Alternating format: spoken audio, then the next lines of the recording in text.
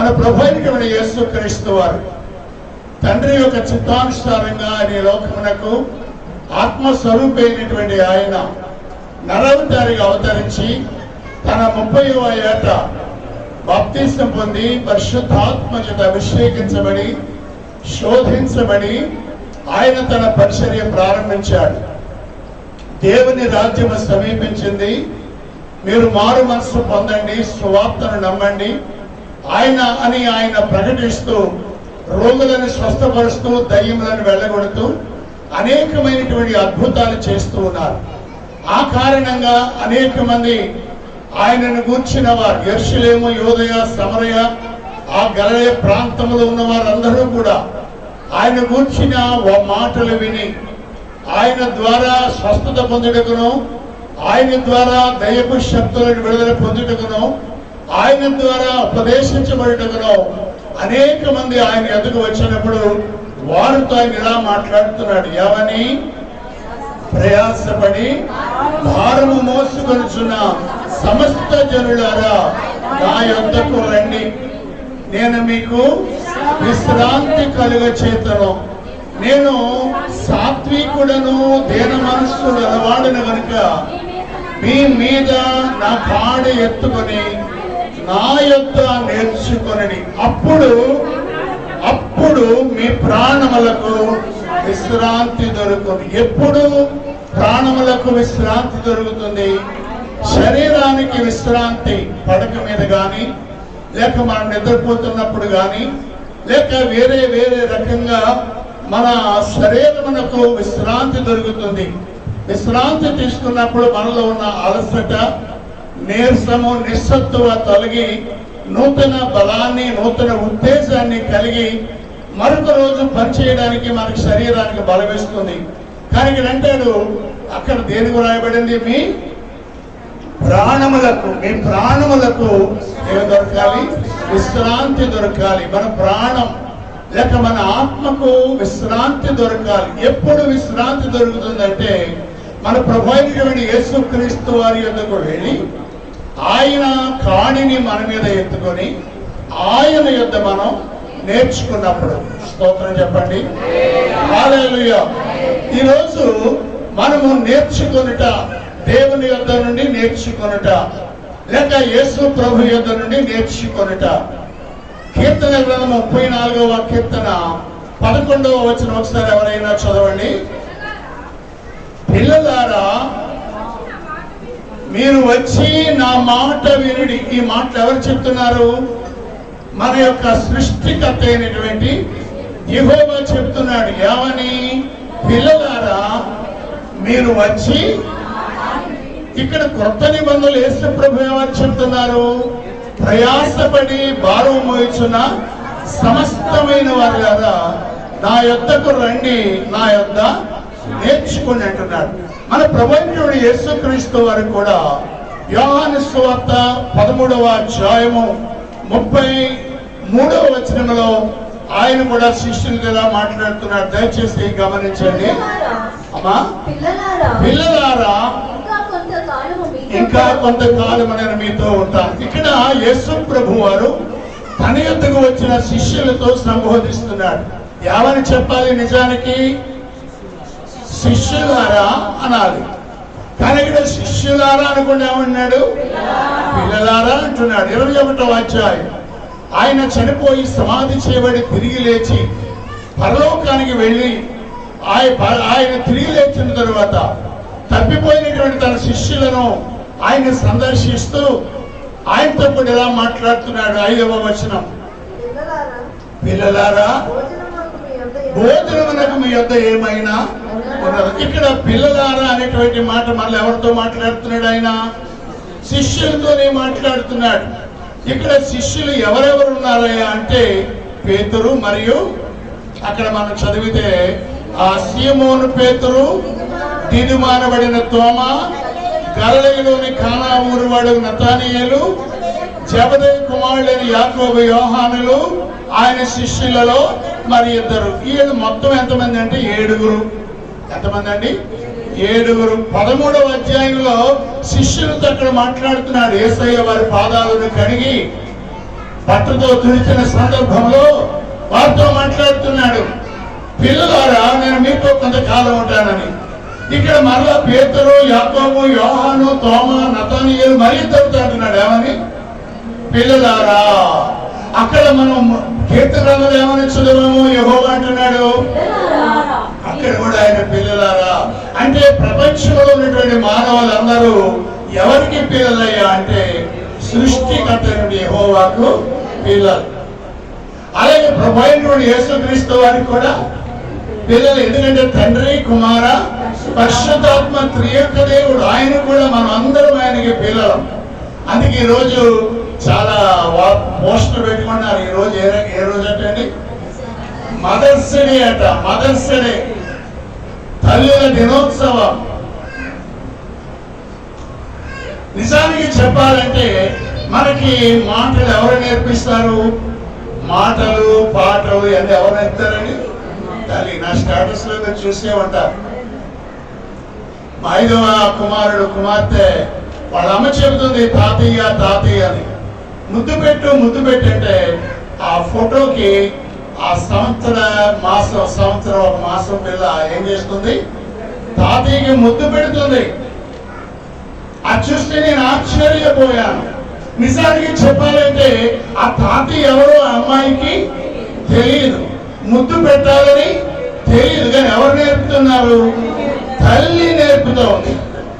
అలాగే ప్రియులారా, మన కన్న తల్లి, జన్మనిచ్చిన తల్లి మనకు ఎలాగైతే మాటలు నేర్పుతుందో, ఆలన పాలన చేస్తూ ఉందో, మనకు ఆహారం పెట్టి అభివృద్ధికి కారకురాలు అవుతుందో, అలాగే మన సృష్టికర్త అయినటువంటి యెహోవా కూడా మనకి ఏమై ఉన్నాడు? తండ్రి అయి ఉన్నాడు. ఆయన మనకు నేర్పిస్తాడట. అందుకంటున్నాడు, పిల్లలారా మీరు నా దగ్గరికి రండి, నేను మీకు నేర్పిస్తాను. ఏమి నేర్పిస్తాడు ఆయన? ఇందాక పాస్టర్ గారు చెప్పారు, దావీదు కదా దేవుడు ఏం చేశాడు? అమ్మా, యుద్ధము చేయ నేర్పాడు. నిజంగా దేవుడు అనేకమైన విషయాలు నేర్పిస్తాడు. అవన్నీ కూడా మనం నేర్చుకోవడానికి సమయం చాలదు. కానీ ఈ రోజు మనము 3 విషయాలు మనం నేర్చుకుందాం. 3 విషయాలు నేర్చుకుందాం. మన దేవుడు ఎవరు? నేర్పేవాడు. ఆమేన్, హల్లెలూయా. మరి తల్లి బిడ్డలకు ఎలా నేర్పుతుంది? మాటల ద్వారా నేర్పుతుంది, లేకపోతే సైగల ద్వారా, లేక సంజ్ఞల ద్వారా. తన తల్లి తన బిడ్డకు నేర్పినట్లుగా ప్రభువైనటువంటి యెహోవా మనకు కొన్నిసార్లు స్వప్నముల ద్వారా, కళల ద్వారా, దైవజనుల ద్వారా మాట్లాడుతూ మనకు ఆయన నేర్పిస్తాడు. ఇంకా చెప్పాలంటే లేఖనముల ద్వారా కూడా ఆయన మనకు నేర్పిస్తాడు. దయచేసి ద్వితీయోపదేశ కాండము 31వ అధ్యాయము 11వ వచనం నుండి ఒకసారి చూద్దాం. మీ దేవుడైన యెహోవా, మరోసారి అందరూ తీయండి. ద్వితీయోపదేశ కాండము 31వ అధ్యాయము 11వ వచనాన్ని మనం చూద్దాం. మీ దేవుడైన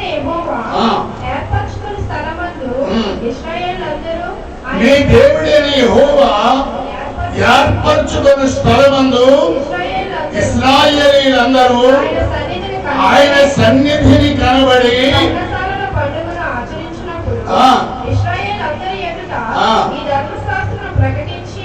కాబట్టి నీవు ఏర్పరచుకున్న స్థలమందు ఆయన సన్నిధిలో కనబడాలి. ఈ స్థలము ఎవరిదనేది? దేవుడి స్థలాన్ని ఏర్పరచుకొని ఉన్నాడు. ఈ స్థలాన్ని ఒకప్పుడు ఇది ఇసుక దెబ్బగా ముళ్ళ కంపలతో నిండి ఉన్నటువంటి స్థలాన్ని దేవుడు ఏర్పరచుకున్నాడు. తన ప్రజలు ఆరాధించుకోవడానికి ఒక మందిరాన్ని నిర్మించాడు. ఈ మందిరానికి సకల జనులకి ప్రార్థనా మందిరముగా ఆయన అభిషేకించాడు. అందుకంటున్నాడు, ఎక్కడైతే దేవుని యొక్క సన్నిధిని ఒక స్థలాన్ని ఏర్పరచుకున్నాడో ఇశ్రాయేలీయులందరూ కూడా అక్కడికి కనబడాలి. చదవండి. భయపడి ఈ ధర్మశాస్త్ర వాక్యములన్నిటిని అనుసరించి నడుచుకొనున్నట్లు పురుషులేమి, స్త్రీలేమి, పిల్లలేమి, మీ పురములో ఉన్న పరదేశులేమి, వాటిని విని నేర్చుకున్నటకై ఆ. అందరినీ పోగు చేయాలి. అందరినీ కూడా ఏం చేయాలి? పోగు చేయాలి. ఎవరిని? పురుషులనేమి, స్త్రీలనేమి, పిల్లలనేమి, నీ పురములలో ఉన్న పరదేశులేమి, వారందరిని విని నేర్చుకోవాలి. విని నేర్చుకోవాలి. ఎలా నేర్చుకోవాలమ్మా? ఎక్కడ వినాలి? ఎక్కడ వినాలంటే ఆయన ఏర్పరచుకునేటువంటి స్థలములో కూడి నేర్చుకోవాలి. అంటే ఆయన మనకు నేర్పించే స్థలం ఏది అంటే దేవుని యొక్క మందిరం. దేవుని యొక్క మందిరంలో ఆయన మనకు నేర్పిస్తాడు. అందుకే బైబిల్లో వ్రాయబడింది యెషయా గ్రంథం 2వ అధ్యాయం. ఇంకా కింద భాగం కూడా చదవండి. అలాగు నేర్చుకుని ఎడలా ఎరుగని వారు సంతతి వారు దానిని ఎరుగని వారి సంతతి వారు దానిని విని మీరు స్వాధీనపరుచుకున్న యోగ్యాలను దాటబోతున్న దేశముని మీరు బ్రతుకు దినములన్నీ మీ దేవుడిని యెహోవాకు భయపడుట నేర్చుకుని. మీరు ఏం చేస్తారు? నేర్చుకుంటారు. ఎలాగా? వినుట వలన మీరు నేర్చుకుంటారు. ఎరగనటువంటి యెహోవాను ఎరగనటువంటి మీ పిల్లలు కూడా ఏం చేస్తారు? నేర్చుకుంటారు. ఎప్పుడు? మీరు దేవుని మందిరములో దేవుని మాటలు నేర్చుకున్నప్పుడు. దేవునికి స్తోత్రం. యెషయా గ్రంథం 2వ అధ్యాయం 2వ వచనాన్ని చూద్దాం. అంత్య దినములలో పర్వతముల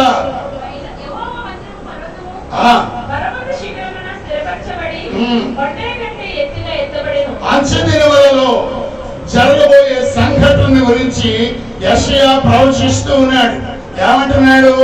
అంత్య దినములలో పర్వతముల పైన యెహోవా మందిర పర్వతము పర్వత శిఖరమున స్థిరపరచబడి కొండల ఎత్తు కంటే ఎత్తుగా ఎత్తబడును. ప్రవాహము వచ్చినట్లు సమస్త అన్యజనులు దానిలోనికి వద్దురు. ఆ కాలమున సియోనులో నుండి ధర్మశాస్త్రము యెరూషలేము నుండి యెహోవాకు బయలుదేరి జనులు గుంపులు గుంపులుగా వచ్చి అనుకుంటారట. ఏమనుకుంటారు? జనులు గుంపులు గుంపులుగా వచ్చి ఏమనుకుంటారు? యాకోబు దేవుని మందిరమునకు యెహోవా పర్వతమునకు మనం వెళ్ళేదమరండి. ఆయన తన మార్గముల విషయమై ఎక్కడ బోధిస్తాడు? ఆయన మందిరంలో. మందిరంలో రెండింటి వరకు వస్తున్నాం. ఒకటి దేవుని ఆరాధించడానికి వచ్చాము, రెండవది దేవుని యొక్క నేర్చుకోవడానికి ఆలకించడానికి వచ్చాము. దేవునికి స్తోత్రం. యేసు ప్రభు వారు మెచ్చుకున్న వారిలో ఒక స్త్రీ ఉంది. ఒక కనాను స్త్రీని మెచ్చుకున్నాడు, ఒక అధికారిని మెచ్చుకున్నాడు. అంత మాత్రమే కాకుండా ఒక పేదరాలిని మెచ్చుకున్నాడు. ఆయన ఎందుకయ్యా మెచ్చుకున్నాడంటే ఆమెను తన అక్క మెచ్చుకోవడం తిడతా ఉంది. నాకు సహాయం చేయకుండా ఆమె నీ దగ్గరే ఉండిపోయిందయ్యా, నాకు సహాయం చేయండి అయ్యా అని తన సహోదరి అయిన మార్త యేసయ్యకు మరియ మీద రిపోర్ట్ చేస్తా ఉంటే యేసయ్య అంటున్నాడు, అమ్మా ఆమె ఉత్తమమైనది ఏర్పరచుకుంది. అది ఆమె యొద్ద నుండి ఏది ఉత్తమమైనది? ఆ మరియ యేసయ్య పాదాల యొద్ద కూర్చొని ఆయన బోధ అంటే బోధించా ఉంది. యేసయ్య ఏం చేస్తున్నాడు? బోధిస్తున్నాడు, నేర్పిస్తున్నాడు, ఉపదేశిస్తున్నాడు. కాబట్టి ప్రియమైన వారులారా, ఈ కడవ దినాలలో మనం నేర్చుకోవలసింది చాలా ఉన్నాయి. అందుకే ప్రభు అంటున్నాడు, ప్రయాసపడి భారము మోసుకొనుచున్న కుటుంబ భారము, సంసార భారము, ఎదిగిన పిల్లల యొక్క వివాహ భారము, ఇంకా అనేకమైన భారాలు కలిగి నలిగిపోతున్నటువంటి ప్రజలారా, మీరు నా యొద్దకు రండి, నేను మీకు శ్రాంతిని ఇస్తాను, అంతేకాదు నేను మీకు కొన్ని విషయాలు నేర్పిస్తానంటున్నాడు. ఆమేన్, హల్లెలూయా. కాబట్టి మనం ప్రభు యొక్క పాదాల యొద్ద మనం నేర్చుకోవాల్సిన అవసరత ఉంది. గత వారంలో పురుషుని గురించి మనం నేర్చుకున్నాం, పురుషుని గురించి మనం నేర్చుకున్నాం. అక్కడ స్త్రీలారా అనలేదు, ఎందుకంటే స్త్రీలు కొన్ని విషయాల్లో ముందుగానే ఉంటారు. మగ్దలేని మరియా, పేతురు, యాకోబు, యోహాను, ఆంద్రేయ, మత్తయ్యల కంటే ఆమె చాలా ముందుగా ఉంది. యేసయ్యను దర్శించడంలో ముందుంది. యేసయ్యను వచ్చిన పునరుత్థాన సువార్తను అందించడం ముందుంది.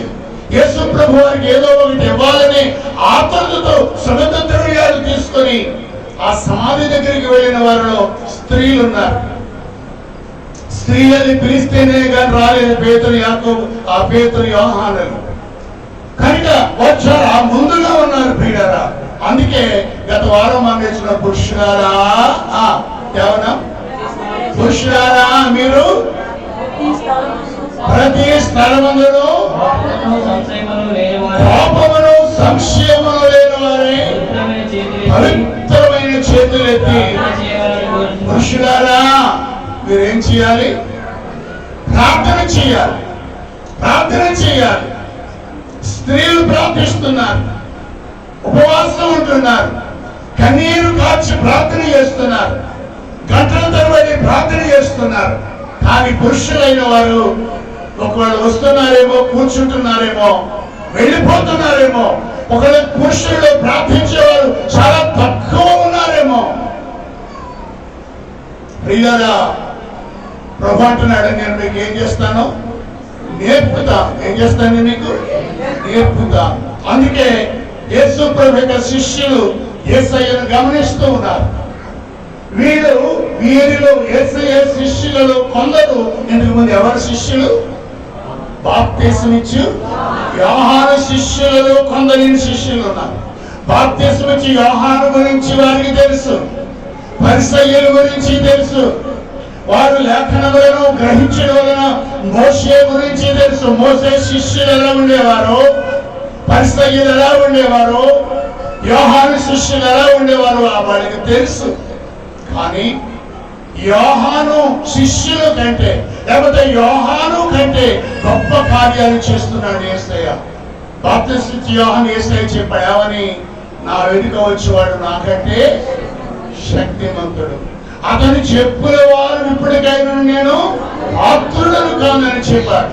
అయితే ఆయన బాగా గమనించారు శిష్యులు. వారందరికంటే ఈయన బోధ, ఎందుకంటే ఈయన బోధ శాస్త్రుల వలె కాక అధికారముతో బోధించాడు. ఆయన దయ్యములను రోగములను ఆయన ఏం చేశాడు? ఏ జ్వరమా, యేసు నామములో జ్వరాన్ని గద్దించాడు ఆయన. దయ్యములను గద్దించాడు ఆయన. సముద్రమును గద్దించాడు ఆయన. వ్యాధులను గద్దించాడు ఆయన. అయితే ఆయనకి ఎంత శక్తి ఎలా వస్తుంది? వాళ్ళు బాగా అబ్జర్వ్ చేశారు. ఎవరు? శిష్యులు. అందుకే యేసయ్య దగ్గరకు వచ్చారు. దయచేసి వాక్యం చూద్దాం. 11వ అధ్యాయం లూకాసు వార్త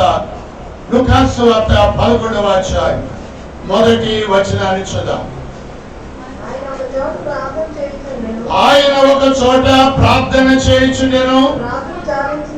ప్రార్థన చాలించిన తరువాత ఆయన శిష్యులలో ఒకడు, ప్రభువా, యోహాను తన శిష్యులకు నేర్పినట్లుగా మాకు ప్రార్థన చేయ అడుగుతున్నారు. అయ్యా, మాకు ఏం నేర్పాలి మీరు? మన పాట పాడాలి, ఏమని? ప్రార్థన వినడి పావనుడా, ప్రార్థన మాకు నేర్పుమయ్యా అని అడుగుతా ఉన్నారు. ఎందుకు ప్రార్థన చేయమని అడిగారంటే 9వ అధ్యాయం, దయచేసి గమనించండి. 9వ అధ్యాయం 29వ వచనాన్ని చూద్దాం. ఆయన ప్రార్థించుచుండగా ఏమైంది? ప్రార్థించుచుండగా ఆయన ముఖరూపం మారిపోయింది. పగలంతా బోధ చేసేవాడు, రాత్రంతా ప్రార్థన చేసేవాడు. ఆయన ప్రార్థన చేసి డైరెక్ట్ గా ఆయన పెందల కళనే లేచి ఆయన దేవాలయములకు వెళ్ళి లేక సమాజ మందిరములకు వెళ్ళి ఆయన బోధ చేస్తుండేవాడు. ఆయన సమాజ మందిరంలో బోధ చేస్తూ ఉండగా ఆ సమాజ మందిరంలో ఒక వ్యక్తి ఉన్నాడు. అతడు ఏం పట్టినవాడు? దయ్యము పట్టినవాడు. సమాజ మందిరానికి వచ్చాడు. ఈయన బోధ చేస్తూ ఉన్నాడు. ఆ దయ్యం కేకలేస్తా ఉంది.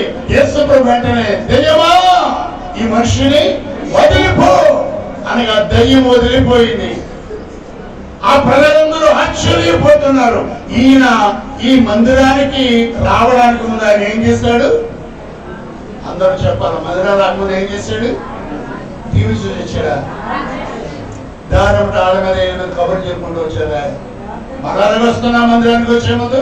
అందుకే బైబిల్ చెప్తుంది, నీవు మందిరములకు పోయినప్పుడు ఈ ప్రవక్తన ఎలా ఉండాలి? మందిరానికి వచ్చే ముందు దేవుని సన్నిధిలో మనం ప్రార్థన చేసుకోవాలి. ప్రభువా, నీ మందిరానికి వెళ్తున్నాను నాయన, నీ మందిరంలో నాతో మాట్లాడండి ప్రభువా. ఆనాడు జకర్యా దేవుని మందిరంలో తన వంతు ప్రకారము ధూపం వేచుండగా నీవు జకర్యాతో మాట్లాడినట్లు నువ్వు నాతో మాట్లాడు ప్రభువా. దేవుని మందిరంలో దీపం ఆరిపోకముందే పండుకొని ఉన్న సమయాలతో మాట్లాడినట్లు నీవు నాతో మాట్లాడు ప్రభువా అని మనం ప్రార్థన చేసుకొని వచ్చినట్లయితే ప్రార్థన ఆలకించిన దేవుడు ఆయన మనతో మాట్లాడతాడు. దేవునికి స్తోత్రం. హల్లెలూయా, హల్లెలూయా. అన్న దేవుని మందిరానికి వెళ్ళింది. దేవుడు ఏలీ ద్వారా మాట్లాడడమా, నీ ప్రార్థన దేవుడు విన్నాడు. వచ్చే సంవత్సరానికి నీవు చక్కని కుమారుడు చెబుతాడు అనే మాట విన్నప్పుడు బైబిల్ చెప్తుంది ఆమె నాటి నుండి దుఃఖముఖరాలుగా ఉండుట. ఎందుకంటే ఆమె సిద్ధపడి దేవుని మందిరానికి వచ్చింది. దేవుని పిల్లలారా, దేవుని మందిరంలో దేవుడు మనతో మాట్లాడతాడు. అందుకే ఆయన దేవుని మందిరంలో ఆ దయ్యాన్ని వెళ్ళగొట్టడానికి ముందుగా అతడు దేవుని సన్నిధిలో ఏం చేశాడు? ప్రార్థన చేశాడు. ఆయన ప్రార్థన చేస్తూ వచ్చినందువల్ల అతనిలో గొప్ప శక్తి ఉత్పన్నమైనది. ఆయన నోటిలో గొప్ప శక్తిని ప్రభువు ఉంచాడు. అందుచేతనే మనం చదువుతా ఉన్నాం, ప్రభువా, యోహాను తన శిష్యులకు నేర్పినట్లుగా మీరు మాకు ఏం నేర్పండి? ప్రార్థన నేర్పండి. నేనంటాను పిల్లరా, అప్పుడు శిష్యులకు యేసుప్రభు ఏమన్నా నేర్పడా లేదా? నేర్పాడు. అంటే శిష్యులకు ప్రార్థన ఎవరు నేర్పారు? ఎవరు నేర్పారమ్మా? యేసుప్రభువే నేర్పారు. దేవునికి స్తోత్రం. యేసుప్రభు వారి పక్షపాత కాదు. ఆయన అందరినీ సమానంగా ప్రేమిస్తాడు. కానీ ఆనాడు శిష్యులకు ఎలా ప్రార్థన నేర్పించాడో ఆయన నీకు కూడా ప్రార్థన చేసి నేర్పిస్తాడు. బైబిల్ చెప్తుంది, నీతిమంతుని విజ్ఞాపన మనఃపూర్వకమైనదై బహు బలము గలదైనను. ఏది? నీతిమంతుని ప్రార్థనకున్న శక్తి చాలా గొప్పది ప్రియులారా. నేనంటాను, యెహోషాపాతు మీద శత్రువులు కుప్పలు తెప్పలుగా వచ్చినప్పుడు ఆయన ఉపవాస దినాన్ని చాటించి స్త్రీలను, పురుషులను, చిన్న పిల్లలను స్తన్యపానం చేయి వారిని కూడా సమకూర్చి, దేవా, మా శత్రువులతో పోరాడడానికి మాకు శక్తి చాలదు, మేమేమి చేయాలో మాకు ఏమను తోచదు, మాకే దిక్కు లేదు ప్రభువా, నీవే దిక్కు నాయన అని ప్రార్థన చేస్తున్నప్పుడు దేవుడు వారి ప్రార్థన ఆలకించి వారి యుద్ధము చేయకుండానే దేవుడు వారికి జయం అనుగ్రహించాడు. దేని ద్వారా? ప్రార్థన ద్వారా. ఆనాడు ఆ కొండ మీద ఇద్దరు వ్యక్తులు మోషే యొక్క చేతులను పట్టుకున్నప్పుడు దేవుని వైపు చేతులెత్తి మోషే ప్రార్థిస్తున్నప్పుడు యెహోషువకు జయం వచ్చింది. ఈ రీతిగా మనం ప్రార్థన ద్వారా గొప్ప శక్తిని మనం పొందుకోవచ్చు. ప్రార్థన లేని జీవితము నిస్సారమైన జీవితం. ఒక క్రైస్తవునికి ప్రార్థన ఎటువంటిదా? ఊపిరి వంటిది. ఊపిరి లేకపోతే వాడు చనిపోయిన వాడితో సమానం. నీవు ఎన్ని సంవత్సరాలుగా మందిరానికి వచ్చినా, నీవు యవనస్తురాలైనా మందిరంలో నీవు గడపకపోతే నీ జీవితం వ్యర్థమే. కొంతమంది చర్చిలో ఉన్నారు, కొందరు వారు మందిరానికి వచ్చి ప్రార్థన చేస్తూ ఉంటారు. పిల్లరా, నేను అంటాను, ఆ పిల్లలకి ఎవరు నేర్పారు ప్రార్థన? ఎవరు నేర్పారు? ప్రభువే వారికి నేర్పారు. దేవునికి స్తోత్రం. కాబట్టి మనకి ప్రభు ఏమి నేర్పిస్తాడు? ప్రార్థన నేర్పిస్తాడు. ప్రార్థన చేసుకోవాలి. ఆనాడు షడ్రకు, మేషకు, అబేద్నెగోలు వారు, అలాగే దానియేలు, నెహెమియా, ఎజ్రా, దానియేలు వీళ్ళందరూ కూడా గొప్ప ప్రార్థనా పరులు. కాబట్టి మనం తప్పనిసరిగా ఏం చేయాలి? ప్రార్థన చేయాలంటే ప్రభు మనకు ప్రార్థన నేర్పుతాడు. ఆయన నేర్పుతాడు. ఎటువంటి ప్రార్థన నేర్పుతాడు? అన్ని రకాల ప్రార్థన నేర్పుతాడు. వ్యక్తిగతమైన ప్రార్థన, కన్నీటి నైట్ ప్రార్థన, ఏకాంత ప్రార్థన, ఉపవాస ప్రార్థన, విజ్ఞాపన ప్రార్థన, ఈ ప్రార్థనలన్నీ కూడా ప్రభు మనకు నేర్పిస్తారు. కాబట్టి ప్రియమైన వాళ్ళారా, అడగాలి కదా, ప్రభువా నీ శిష్యులకు ప్రార్థన నేర్పినట్లు అమ్మా అమ్మా నాకునా మాకు కాదు నాకును నేర్పండి, నాకు ప్రార్థన నేర్పించండి. కొంతమంది యవనస్తులు ఉన్నారు, వారు నిన్న కాదు మనం వచ్చారు, నేను వారి పేర్లు చెప్పడానికి ఇష్టపడను. బైబిల్ ఇక్కడికి ముందు కొంతమంది కూర్చున్నారు యవనస్తులు, వారికి ప్రార్థన నేను చెప్తే ఆయుధమా కృతపరిచమని చెప్పవలసిన పరిస్థితులు. నేను అంటాను ప్రియులారా, మనందరము కూడా నేర్చుకోవాలని ఎవరు నేర్పుతారు? మరి దేవుడు నేర్పుతాడు, యేసయ్య నేర్పుతాడు. వారి యొద్ద ప్రార్థన నేర్చుకోవాలి. అవునన్నా స్తోత్రం చెప్పండి. హల్లెలూయా. ఇక రెండవదిగా దేవుడు మనకి ఏమి నేర్పిస్తాడో చూడండి. తెస్సలోనికీయులకు రాసిన మొదటి పత్రిక 4వ అధ్యాయం 9వ వచనాన్ని మనం చూద్దాం. సహోదర ప్రేమల గురించి మీకు వ్రాయనక్కరలేదు. అందరూ తీశారండి బైబిల్? అందరూ తీయనమా? సహోదర ప్రేమ గురించి నేను మీకు వ్రాయనక్కరలేదు. మీరు ఒకరినొకరు ప్రేమించుటకు దేవుని చేతనే. దేవుడు మనకి ఏమి నేర్పిస్తాడండి? మొట్టమొదటిగా ప్రార్థన నేర్పిస్తాడు. ప్రార్థన అంటే ఏంటి? దేవునితో మాట్లాడుట.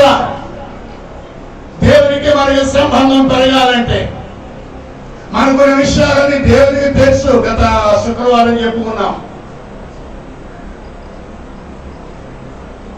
మీకు ఇవన్నీ మీకు కావాలని మీ పరలోకపు తండ్రికి తెలుసు.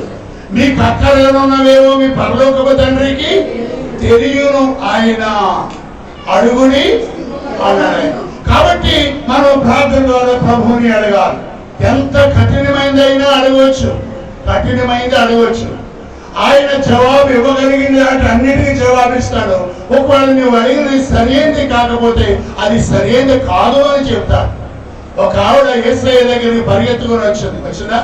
వచ్చి ఏమని అడుగుతుంది? ఎవరిని అడుగుతుందండి? అయ్యా చాలా మంది వచ్చారు, అందరూ ఎవరు చెప్పడానికి అంటారు. సరే, యోహాను యాకోబుల తల్లి పరిగెత్తుకుని వచ్చి అడిగింది ఏమని? అయ్యా నువ్వు నాకు 2 కుమారులు ఇచ్చావు కదా, వాళ్ళిద్దరూ మామూలు కాదు, వాళ్ళిద్దరూ ఉరుమెడి వారు. ఎవరు వాళ్ళు? ఉరుమెడి వారు.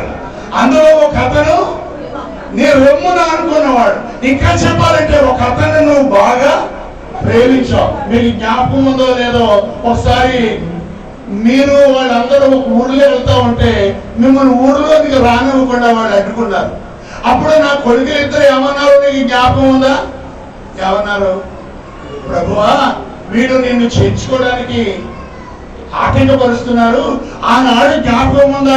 ఏలియా ఆకాశం నుండి అగ్ని రప్పించి వాళ్ళని కాల్చేసినట్లు మీరు ఉమ్మనండి ఆకాశం నుంచి అగ్ని రప్పించి వాళ్ళని కాల్చేస్తామన్నారు. అంటే నీ కొరకు నా బిడ్డలందరూ ఎవరు బాగా రోషము కలిగిన వారు, పౌరుషం కలిగిన వారు. ఎవరు? యాకోబు రోషము కలిగిన వాడు కనుకే దేవుని పక్షి అపోస్తులలో మొట్టమొదటిగా హతసాక్షి అయిన వాడు ఎవరు? యాకోబు. అలాగే అతన్ని కూడా హతసాక్షి చేయాలనుకున్నారు, కానీ ఎన్ని ప్రయత్నాలు చేసిన అతడు చనిపోవాలి. అప్పుడు అతను ఏం చేశారు?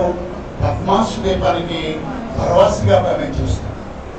కనుక దేవా నా కుమారులు చాలా భక్తి కలిగిన వారు, ప్రార్థనాపరు. మీకు జ్ఞాపకం ఉందో లేదో, మీ 12 మందిని మీరు 2 భాగాలు చేస్తారు. అర్థమవుతుందా? ఎన్ని భాగాలు? మీరు ఎలా డివైడ్ చేశారు? 6 6 లేదా 3 9? 9 3 6 3 9 కాదు, 9 3. సరే, ఏదైతే అయ్యుండే కాదు. స్తోత్రం చెప్పండి. అర్థమవుతుందండి? ఆ ముగ్గురులో 2 నా కొడుకులే. రూపాంతరం చెందినప్పుడు అక్కడ ఉండేవాళ్ళు ఇద్దరు నా కొడుకులే. అక్కడ అధికార కుమార్తె బాగుతున్నప్పుడు ముగ్గురు తీసుకునే వాళ్ళు ఇద్దరు నా కొడుకులే. అంత మంచోడి దేవా, అందుచేత నీవు నీ రాజ్యంతో వచ్చినప్పుడు నా కొడుకుని ఒక కొడుకుని కుడివైపున మరో కొడుకుని ప్రభు అన్నాడు. దుర్మార్గుడు అటువంటి కోటి జరిగింది అన్నాడా? అమ్మా నువ్వు అడిగావు కానీ అది కొంచెం కష్టమే. అయినా నేను త్రాగుచున్న గిన్నెలోనిది వారు త్రాగగలిగితే అది వారు పొందుకుంటారని ప్రభువు చెప్పాడు. హల్లెలూయా, హల్లెలూయా. అందుచేత నువ్వు ఎంత కట్టుతాయని అడగొచ్చండి. గిజ్జోని అడిగాడు, నీవు నాకు తోడుగా ఉన్నావన్న సంగతి నాకు ఎలా తెలుస్తుంది? ఇదిగో ఈ రాత్రి కొంత గొర్రెబొచ్చు బయట ఉంచుతాను, ఆ నేలంతా తడిసిపోవాలి గొర్రెబొచ్చు. అలాగే జరిగింది. రెండోసారి అన్నాడు, అలకరైనా ఈసారి నేలంతా పొడిగా ఉండాలి, గొర్రెబొచ్చు. అడిగాడు, ఇచ్చాడండి దేవుడు. ఎందుకంటే అది నీవు ఆయన ఏది అడిగినా కూడా ఆయన కాదన్నాడు. ఒకవేళ నీవు అడిగింది సరి అయింది, కాకపోతే అది కాదని చెబుతాడు. ఆ మార్గాన్ని ప్రభు చూపిస్తాడు.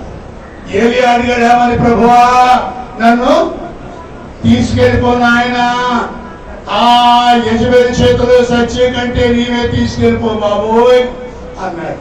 దేవుడు అన్నాడు, బాబు ఇంకా నువ్వు చేయవలసిన పని ఉందని ఆయన. ప్రియులారా, కొంతమంది చావును కోరుకుంటారు.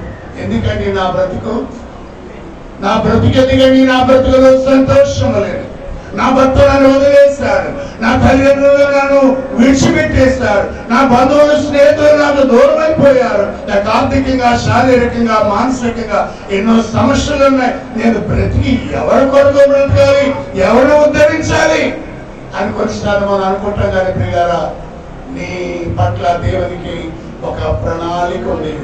అది తప్పనిసరిగా ఆ కాలంలో నెరవేరుతుంది. హల్లెలూయా, హల్లెలూయా, హల్లెలూయా. అందుకే మనం ప్రార్థన చేసినప్పుడు దేవుడు ప్రతిదానికి జవాబిస్తాడు. రెండవదిగా మనం చదువుకున్నాము, మేము దేవుని వలన ఏం చేసుకున్నాం? ఒకరినొకరు దేవుని చేత నేర్పబడ్డారు. అమ్మా ఏం నేర్చుకోవాలని? మనం ప్రేమించడం నేర్చుకోవాలి. అన్ని చేయగలుగుతాం కానీ ఇది మట్టుకు చాలా కష్టమే. మొట్టమొదటిగా ఈ ప్రేమ లేని పరిస్థితి ఎవరిలో కలిగిందండి? మొట్టమొదటి సంతానం ఎవరు? కయ్యూను. వారి మధ్య ప్రేమ ఉందా? ప్రేమ లేదు. ద్వేషం, అసూయ, కోపము. సైతాను కయ్యూనుని బాగా వాడుకుంది. ఈనాడు ప్రియులారా, ప్రపంచంలో ప్రేమ అనేది కరువైపోయింది.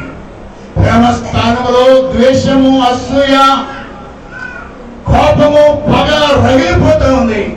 ఒకప్పుడు మనందరము కూడా అటువంటి వారమే. అందుకంటాడు, ద్వేషమును పేతురు రాసిన మొదటి పత్రిక 2వ అధ్యాయం 1వ వచనం, ప్రభు దయాళుడని మీరు రుచి చూచి ఉన్న ఎడల సమస్తమైన దుష్టత్వమును, కపటమును, వేషధారణను, అసూయను మాని. కాబట్టి మనలో ప్రేమ తగ్గిపోతుంది. అన్నదమ్ముల మధ్య, అక్క చెల్లెళ్ళ మధ్య, కుటుంబంలో సభ్యుల మధ్య ప్రేమ తరిగిపోతా ఉంది ప్రియులారా. అందుకే ప్రేమ లేనివాడు ఆయన వాడు కాడు. ప్రేమ లేనివాడు దేవుని ఎరుగడు. అందుచేత అంటాడు, నేను మీకు ఏమి నేర్పిస్తాను? ప్రేమించుట నేను మీకు నేర్పిస్తాను. హల్లెలూయా, హల్లెలూయా. ఎందుకంటే మీరు నన్ను చూడండి, బైబిల్ చెప్తుంది ఆయన యేసుని గురించి, ఆయన తన వారిని 13వ అధ్యాయం 1వ వచనం, తాను ఈ లోకంలో నుండి తండ్రి యొద్దకు వెళ్ళవలసిన గడియ వచ్చినని యేసు పస్కా పండుగకు ముందే ఎరిగిన వాడై లోకములో ఉన్న తన వారిని ప్రేమించి వారిని ఎంతవరకు? అంతము వరకు. తన వారంటే ఎవరు? తనవారంటే యాకోబు, యోసేపు, సీమోను, యోధా అనే వాళ్ళ సహోదరులు కాదు. తనవారంటే ఎవరు? యేసు ప్రభు యొక్క ఎంతవరకు ప్రేమించారు? అంతవరకు. తన వారిలో ఎవరున్నారు? తన వారిలో ఇస్కరియోతు, యోధా కూడా ఉన్నారు. పరిశుద్ధాత్ముడు మన కొరకు రాయించాడు, కానీ యేసు ప్రభు ఎప్పుడైనా ఇస్కరియోతు, యోధాను ద్రోహి అన్నాడా? అన్నాడు. ఏమన్నాడు? చెలికాడా. ఇస్కరియోతు, యోధా దొంగ. యేసు ప్రభువుకు తెలుసా? అమ్మా, యేసు ప్రభు వారికి తెలుసా? తెలుసు. తన యొద్ద ఉన్న సంచిలోని అతడు దొంగిలించుచూ వచ్చాడు. యేసు ప్రభు వారికి తెలుసు. పస్కా, అక్కడ ఆయన పస్కా పండుగకు ముందుగా ఒకరి ఇంటిలో బల్ల ఆచరించడానికి అక్కడ సమకూర్చబడినప్పుడు ఉన్నవాళ్ళు ఎంతమంది? అమ్మా, ఎంతమంది శిష్యులతో బల్ల జరుగుతుంది? అమ్మ, అందరూ చెప్పాలి. ఎంతమందితో? ఎంతమంది అమ్మా? 12 మంది. 11 మందితో బల్ల. ఎంతమంది అండి? ఎవరు లేడు అప్పుడు? మనవాడు ఉన్నాడా? లేడు. చూడండి, అక్కడ పస్కా బలి జరుగుతున్నప్పుడు అక్కడ ఎంతమంది ఉన్నారు? 11 మంది మాత్రమే ఉన్నారు. అప్పుడు ఇస్కరియోతు యోధా అక్కడ ఎక్కడ ఉన్నాడు? మరి ఎక్కడ ఉన్నాడు?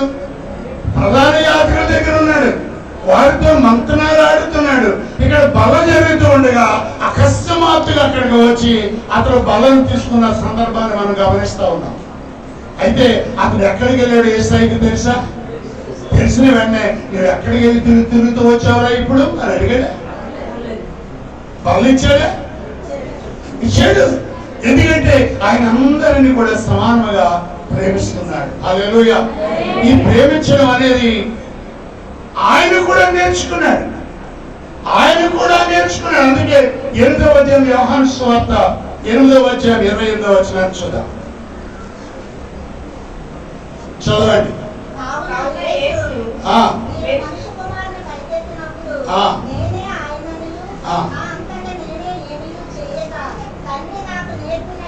తండ్రి నాకు నేర్పినట్టు నేను ఈ భూలోకంలో ఉన్నప్పుడు నేను ప్రార్థన చేస్తున్నాను కదా, ఆ ప్రార్థనలో నాకు ఏం చేసేవాడు? తండ్రి నేర్పేవాడు. ఏమేమి నేర్పేవాడు?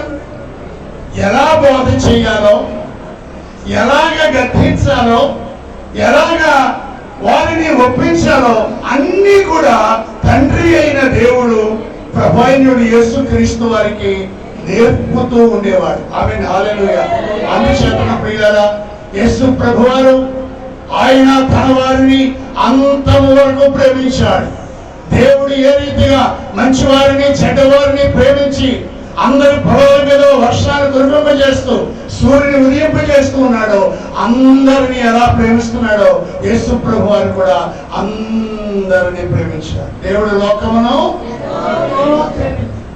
క్రీస్తు కూడా మిమ్మలను ప్రేమించి పరిమళ వాసనగా ఉండినట్లు మన కొరకు తను అర్పణగాను బలిగాను. కాబట్టి ప్రియులారా, దేవుడు కూడా యేసు ప్రభు వారు మనకేమో నేర్పిస్తాడు? నెంబర్ 1 ప్రార్థన నేర్పిస్తాడు. రెండవది తండ్రి కుమార పరిశుద్ధాత్మడు మనకు ఏమో నేర్పిస్తాడు? ప్రేమించడం నేర్పిస్తాడు. ఎవరిని ప్రేమించాలి?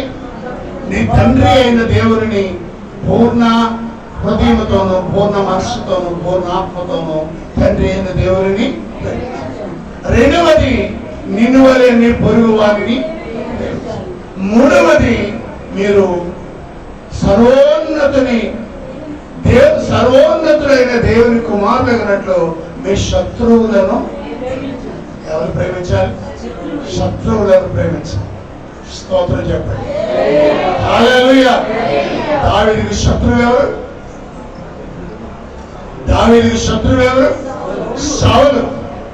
సౌలు దావీదును చంపడానికి ప్రయత్నం చేస్తే సౌలుకి దావీదు చిక్కలేదు, కానీ దావీదుకే సౌలు చిక్కాడు. దావీదు దగ్గర వారు అంటున్నారు, నాయన నువ్వు అనండి, ఒక పోటు పడిచి భూమికి అతన్ని ఫిట్ చేస్తాం, భూమికి అతన్ని అతుక్కుపోయేలాగా చంపేస్తామంటే ఆయన అన్నాడు, మీరు అలాంటి పని చేయు. అతడు దేవుని చేత అభిషేకించబడినవాడు. అభిషేకించబడి తరగవచ్చా? అపవాది చేత అతడు దురాత్మ అతనిలో ఉంది, అందుకే నన్ను తరుగుతున్నాడు, తరవని అతనికి హాని చేయవద్దు అని అంటూ ఆయనతో మాట్లాడుతున్నాడు. తరుగుతున్న శత్రువుతో మాట్లాడుతున్నాడు. తరుగుతున్న శత్రువులకు కాపలా కాస్తున్న వారితో మీరు అలాగైనా ఒక అభిషక్తిని కాపలా కాయడం అంటూ ఉన్నాడు. అతడు ప్రేమించడం నేర్చుకున్నాడు. అన్నదమ్ములను ప్రేమించాడు, శత్రువైన సోదరుని ప్రేమించాడు. తను వెళ్ళిపోతూ ఉంటే షిమి అనేవాడు, దావీదు కుమారుడు నరహంతకుడా, చీ పో, కుక్క పో అని అంటూ ఉన్నాడు. అతన్ని కూడా ప్రేమించాడు. తన రాజ్యమును లాగేసుకుని కాళ్ళు కూడా చెప్పులు లేకుండా రాళ్ళ బాటలో రాజ్యమును వదిలి అడవులోకి తరిమివేయబడిన కారకుడై తరిమివేయబడడానికి కారకులైన అబ్షాలోమును కూడా ప్రేమించాడు. ఎందుకంటే ప్రేమించడం అతడు నేర్చుకున్నాడు. అది కట్టాడు. నేను అతడు రోగి అయి ఉండగా నేను ఉపవాసం ఉన్నాను, అతను వరకు ప్రార్థన చేశాను, అక్కడ వరకు అన్నం పెట్టాను, అయినా అతడు నాకు తన మడుగునెత్తాడు, అయినా నేను అతన్ని ప్రేమిస్తున్నాను. కనుక ప్రియమైనటువంటి దేవుని బిడ్డలారా, మనకు దేవుని యొద్దను ఏం నేర్చుకోవాలి? ప్రేమించడం నేర్చుకో. ఒకరినొకడు ప్రేమించాలి. ఎవరైనా హాస్పిటల్లో ఉంటే మనం దర్శించాలి. నీ బంధువు, నీ రక్త సంబంధం ఒకరు హాస్పిటల్లో ఉంటే, ఒకడు సిక్ అయితే, ఒకడు అనారోగ్యానికి గురి అయితే, అతడే నీ బంధువు అయితే నువ్వు అతన్ని పరామర్శించడానికి వెళ్ళవా? దర్శించడానికి వెళ్ళవా? కనుక సహోదర ప్రేమ కలిగి ఉండాలి. సహోదరుని ప్రేమించేవాడు మరణంలో నుండి జీవంలోనికి దాటి ఉన్నాడు. ఈ ప్రేమించడం అనేది ఎవరు నేర్పుతారు? మనకి నేర్చుకోవాలి. దేవుని పిల్లలారా, స్త్రీలారా, మీ కోడలను ప్రేమించండి, మీ అత్తను ప్రేమించండి, మీ తోటి కోడలను ప్రేమించండి, మిమ్మల్ని దూషించిన వారిని ప్రేమించండి, మీ మీద అపవాదు వేసిన వారిని ప్రేమించండి. ప్రభు అంటాడు, మిమ్మల్ని ప్రేమించిన వారిని ప్రేమిస్తే మీకు గొప్పేంటి, అన్యులు కూడా అలాగే చేస్తారు కదా. కానీ ఇలా ప్రేమించాలంటే మనము ప్రేమించలేము. మరి ఏం చేయాలి? ఆ ప్రేమించడం అనేది దేవుడే మనకు నేర్పాలి. ఎప్పుడు అన్నాడు, మీరు నా యొద్ద నేర్చుకోండి, నా యొద్ద నేర్చుకోండి. ఏమి నేర్చుకోవాలి? నా యొద్ద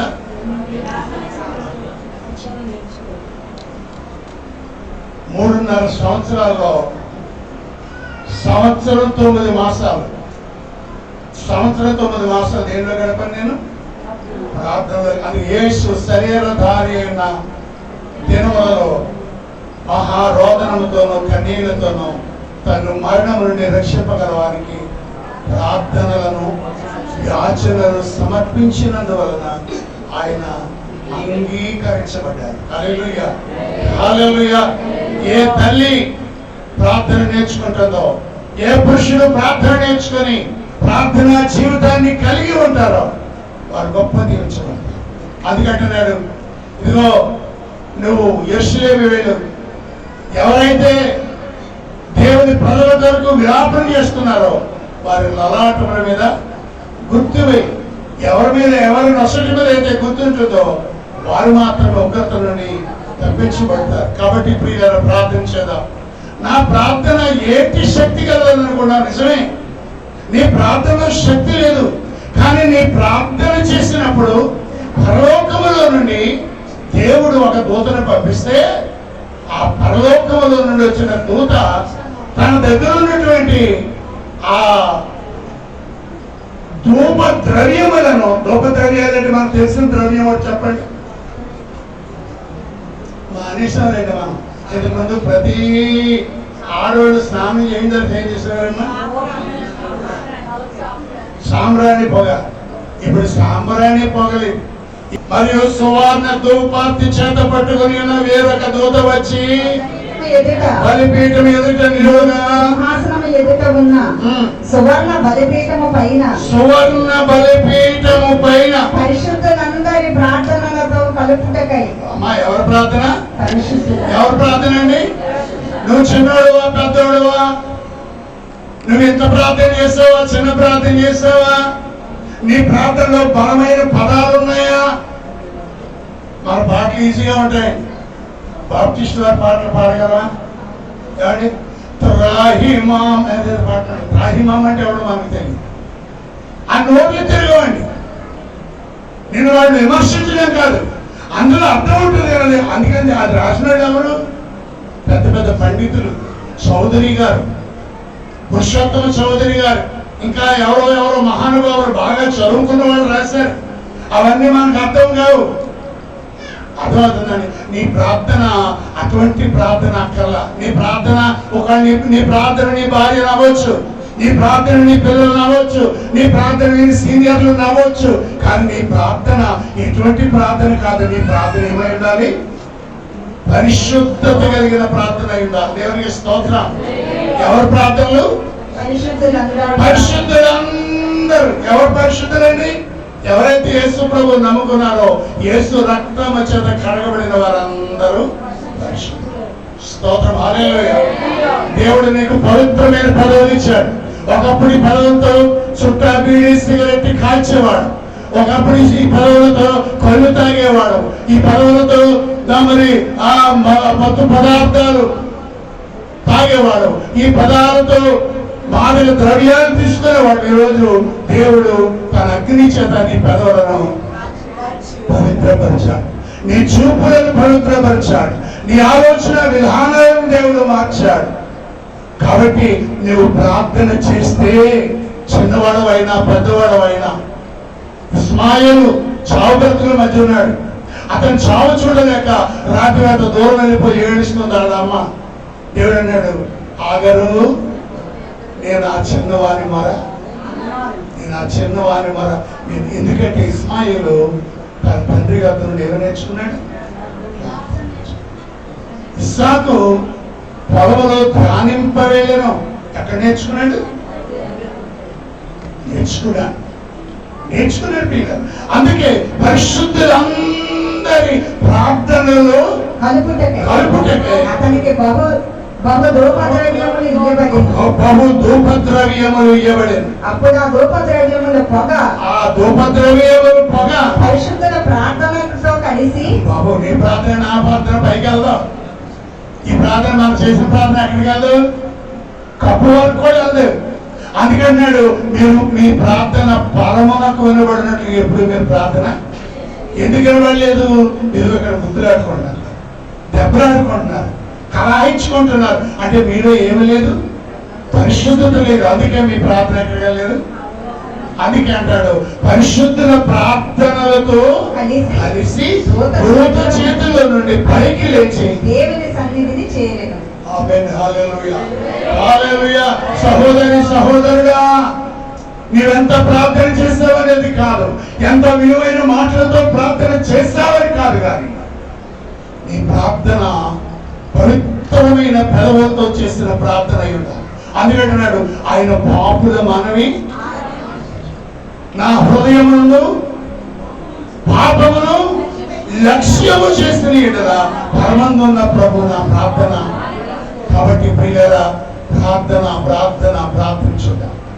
నీ ప్రార్థన చిన్నదే కావచ్చు, కానీ దానిలో ఆ ప్రార్థన దేవుని యొద్దకు చేరడానికి ధూప ద్రవ్యములు నీ యొద్దకు సమకూర్చబడ్డాయి. నీవు ఎప్పుడైతే ప్రార్థన చేస్తావో ఆ ధూప ద్రవ్యములు వాటితో కలిసి దేవుని దగ్గరికి వెళ్తాయి. ఆనాడు నోవహు ఓడలో నుంచి వచ్చిన తరువాత పవిత్రమైన జంతువులలో నుండి, పక్షులలో నుండి బలి అర్పించినప్పుడు ఆ సువాసన దేవుడు ఆక్రమించి, దేవుడు పీల్చి, దేవుడు అంగీకరించి అతనితో నిబంధన చేస్తున్నట్లు దేవుడు నీతో నాతో నిబంధన చేస్తాడు. కనుక ప్రార్థన రాని వారులారా, ప్రార్థన. జకరియా గ్రంథం, లోకమందుండు కుటుంబములలో సైన్యములకు అధిపతి యెహోవాయను రాజునకు మృక్కుడికై యెరూషలేమునకు రాని వారి మీద వర్షము కురవకయుండును. ఐగుప్తీయుల కుటుంబం వారు బయలుదేరకయు రాకయు ఉండిన ఎడల వర్షము లేకపోవు. పర్ణశాల పండుగ ఆచరించిన అన్ని జనులకు తాను నియమించిన తెగలు యెహోవా వారిని మొత్తం అంటాడు. రాని వారికి మ్రొక్కన వారికి, మ్రొక్కడం అంటే ఏంటి? ప్రార్థన చేయండి. ప్రార్థన చేయని వారి మీదకి వర్షము కురవదు. ప్రార్థన చేయని వారికి దీవెనలు రావు. కాబట్టి పిల్లరా, మనందరం ఏం చేయాలి? ప్రార్థన నేర్చుకోవాలి. నేర్చుకుంటే ప్రార్థన నేర్పిస్తాడు. ఆ ప్రార్థన ద్వారా గొప్ప దీవెన పొందుతాం. రెండవది ఏంటండి? మనం దేవుని ప్రేమించడం లేదు, దేవుని ప్రేమించడం నేర్పిస్తాడు. అందుకే అపోస్తలుడైన పౌలు అంటాడు, క్రీస్తు ప్రేమ నుండి నన్ను ఎడబాపువారు ఎవరు? కరువైనా, ఖడ్గమైనా, వస్త్రహీనతైనా, ఉపద్రవమైనా, ఉన్నవైనా, రానున్నవైనా, దేవదూతలైనా దేవుని ప్రేమ నుండి నన్ను ఎడబాపువారు. ఎందుకంటే ఆ ప్రేమను దేవుడు మన హృదయంలో కుమ్మరించాడు. తీతు పత్రిక 2వ అధ్యాయం, తీతు పత్రిక 2వ అధ్యాయం, తీతు పత్రిక 2వ అధ్యాయము దయచేసి చూడండి ప్రియులారా. అనగా మహాదేవుడును మన రక్షకుడైన యేసుక్రీస్తు మహిమ యొక్క ప్రత్యక్షత కొరకు ఎదురు చూచుచు మనం ఆయన కృప వలన నీతిమంతులముగా తీర్చబడి నిత్యజీవమును వచ్చిన నిరీక్షణను బట్టి దానిని వారసులమగుటకై ఆ పరిశుద్ధాత్మను మన రక్షకుడైన యేసుక్రీస్తు ద్వారా ఆయన మన మీద సమృద్ధిగా కుమ్మరించెను. ఈ మాటలు నమ్మదగినది. ఆమేన్. హల్లెలూయా, హల్లెలూయా, హల్లెలూయా. రోమాపత్రికలో ఒక మాట ఉంది చూడండి. రోమాపత్రిక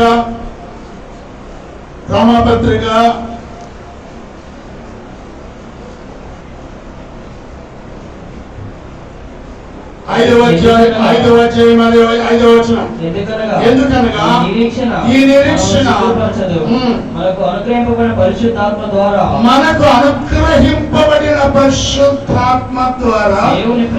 దేవుని ప్రేమ హృదయములలో ఎవరి ద్వారా? పరిశుద్ధాత్మ ఎవరు? పరిశుద్ధాత్మ ఎవరు? దేవుడు. తండ్రి ఎవరు? దేవుడు. కుమారుడు ఎవరు? పరిశుద్ధాత్మ ఎవరు? అని పరిశుద్ధాత్మ ఏం చేశాడు? ఈ హృదయంలో ఏ కుమరించాడు? భాషలు మాట్లాడేయడం కాదు, ప్రేమ. అందుకంటాడు భాషలతో మాట్లాడిన ప్రేమ లేని వాడనైతే. కాబట్టి దేవుడు నా మనసులో ఎక్కించాడు, నా హృదయంలో ప్రేమ నేర్పించాడు, ప్రేమను కుమ్మరించాడు. ఎవరైతే దేవుని ప్రేమిస్తారో వారు దేవుని ఆజ్ఞలను అనుసరిస్తారు. ఆ మాటలు చెప్పి నేను ఈ భాగాన్ని ముగిస్తాను. 3వది వీలుంటే వచ్చే వారని చెప్తాను. 14 యోహాను సువార్త 14వ అధ్యాయం 15వ వచనం చూద్దాం. మీరు నన్ను ప్రేమించిన ఎడల, అంటే ఇప్పుడు దేవుడు మనకు ఏం నేర్పించాడు? ఎవరు ప్రేమిస్తున్నాం? దేవుని ప్రేమిస్తున్నాం. ఇంకెవరు ప్రేమిస్తున్నాం? సోదరు. ఇంకెవరు ప్రేమిస్తున్నాం? శత్రువులను. ఈ ప్రేమ ఎవరు వాళ్ళు వచ్చిన మనకి? పరిశుద్ధాత్మ వారు వచ్చాడు. దానికి ఎవరైతే ప్రేమ కలిగిన వారిగా ఉంటారో వారు దేవుని యొక్క ఆజ్ఞలను కలిగి ఉంటారు. 23వ వచనం. ఒకడు నన్ను ప్రేమించిన ఎడల వాడు నా మాట గైకొనును. అప్పుడు నా తండ్రి వారిని ప్రేమించును. మేము వాని యొద్దకు వచ్చి వాని యొద్ద నివాసము చేతును. వాని యొద్ద ఎవరి దగ్గర ఉంటామేమో? ఎవరి దగ్గర ఉంటా? ఎవరైతే ప్రేమతో నింపబడ్డారో, ఎవరైతే ప్రేమించడం దేవుని ద్వారా నేర్చుకున్నారో వారి వద్దకు ఎవరుంటారట? ఎవరుంటారమ్మా? చదవండి. ఏమంటారు? అప్పుడు నా తండ్రి వారిని ప్రేమించును. నేను వాని యొద్దకు వచ్చి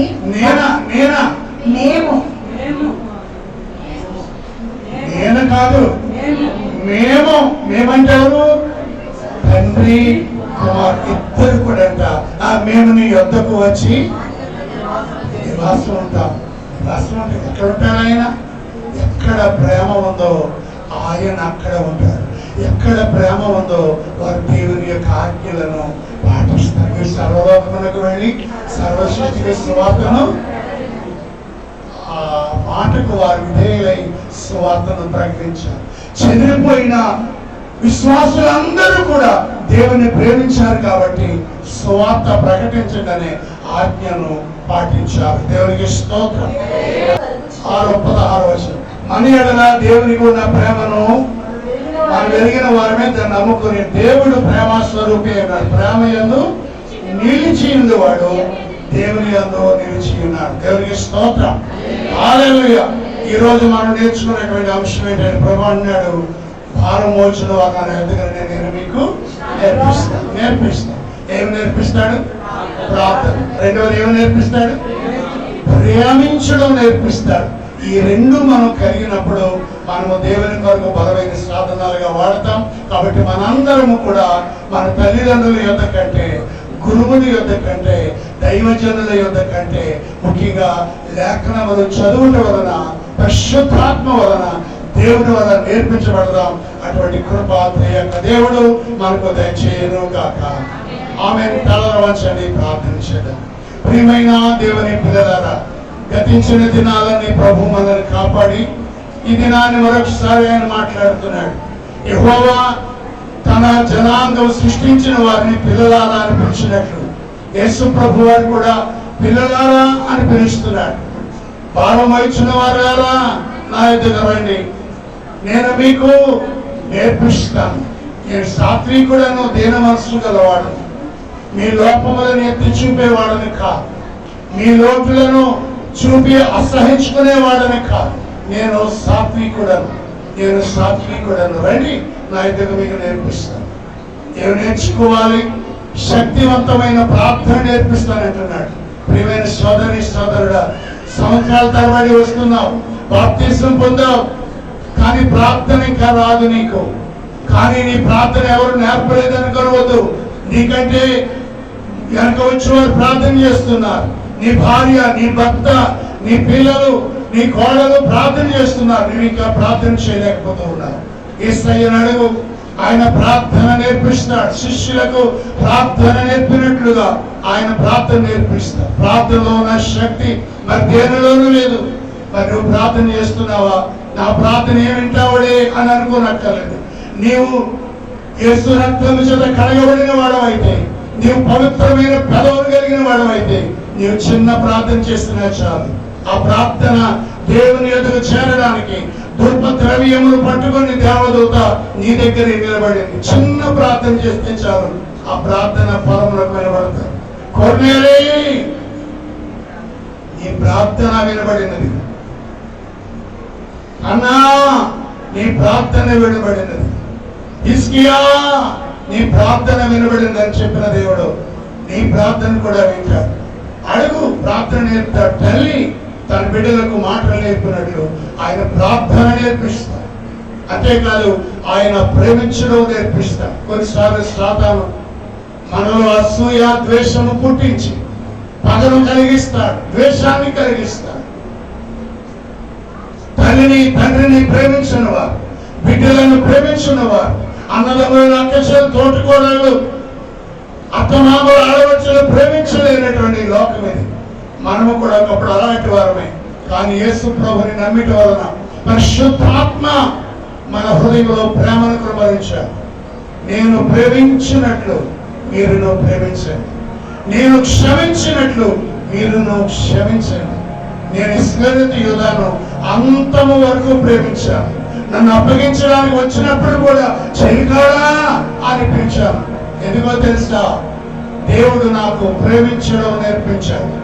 అందుకే మీరును కూడా ప్రేమించండి. దేవుని ప్రేమించండి, ఇరుగుని ప్రేమించండి, ఒకరినొకరు ప్రేమించండి, ద్వేషించిన వారిని కూడా ప్రేమించండి. నువ్వు ప్రేమిస్తే, నువ్వు ప్రేమలో దేవుని యొద్ద నేర్చుకుంటే నా ఆజ్ఞలు పాటిస్తాం. మేము నీ యొద్దకు వచ్చి ఉంటాం, మీతో కూడా మేము ఉంటాం.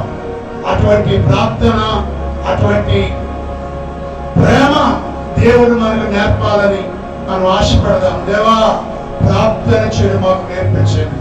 ప్రభువా, ప్రేమించడం మాకు నేర్పించండి. నాయన, నిన్ను అధికముగా ప్రేమించలేకపోతున్నాను.